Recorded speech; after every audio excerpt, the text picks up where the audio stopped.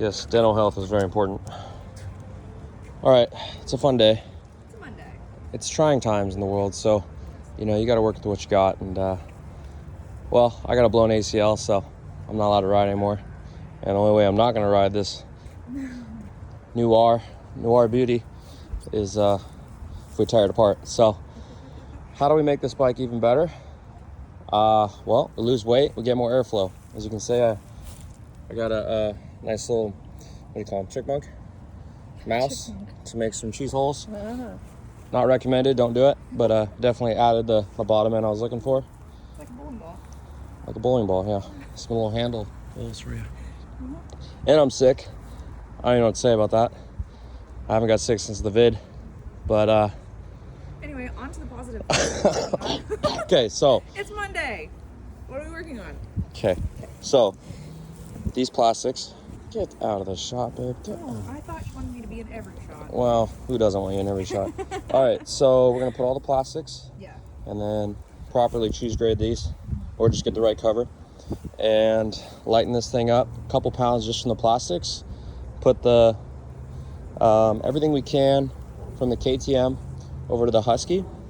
The reason why we want to build the Husky street legal bike that this is, I'll get into more detail later, is these have linkages, which is nice. The street legal KTM 500 is not. We've done a lot of work to this bike already. We've already got the Yamaha suspension on there, and this has the trick Yamaha suspension. So it's got the coatings and the better brakes and all the fun stuff. So we can put these wheels on, take it to the motocross track, we can keep these wheels on, do the street side of life, and we're gonna go all out, build it the way it should have been built. I've had this bike for 4 years. This is the original. This is the original OG Frankenstein. gangster. The OG gangster Frankenstein.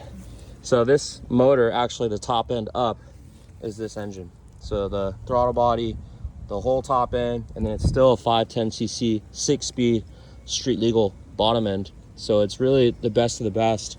Until the Stark Varg comes out, this is the best option we have for just building the ultimate bike. You said you wanted to, I do, but I feel like you're just foreshadowing right now. Let's make that another video. okay, well, I want you to say, tell everybody what your goals are, like the ultimate goal for this bike. well, the ultimate goal is to put this thing in the water. Yes, baby. So I need a lot of power to make that happen. We're gonna make a really ghetto water bike, just like Robbie Madison did, but I wanna make it so you can actually ride it on the water and then park it next to your yacht, or, you know, right out in front of your ghetto canal. I mean, it doesn't really matter. I just want people to be able to ride. Like myself, I can't ride anymore. So I may never be able to ride the same because of my injuries. So now that's another video talking about how I'm gonna try to rehab myself without surgery, because I've never had surgery, but I've had, I don't know, 15 broken bones. So ligament tears are different, I guess. And what I'm trying to get at is I'd like to ride this thing in the water and be able to enjoy motocross, but in a way that's not so dangerous. Because when you ride on the track, one guy falls in front of you, you're done. Car pulls out in front of you, you're done. And this lady right here is expecting. Is that the right way to say it? Yeah. So I just can't make these unnecessary risks anymore. So I'm gonna build this thing into a water bike. Robbie Madison was going like 60 miles an hour on an old 2-stroke. So this 501, with all the work we've done to it, I don't see why we couldn't pull 70 miles an hour, push it into a wave, and jump 100 feet. That's my goal. That's a big goal, but I really want to jump this thing off a wave and hopefully do it like a half pipe one day, where you're surfing and hit the side of the wave and land on the other side of the wave, just like you would a surfboard, but on a dirt bike. That's my envisionment, that's my goal, and that's where we're gonna head. All right, I love it. And we're going to continue to explain how you're going to do that. Okay, cool. Okay.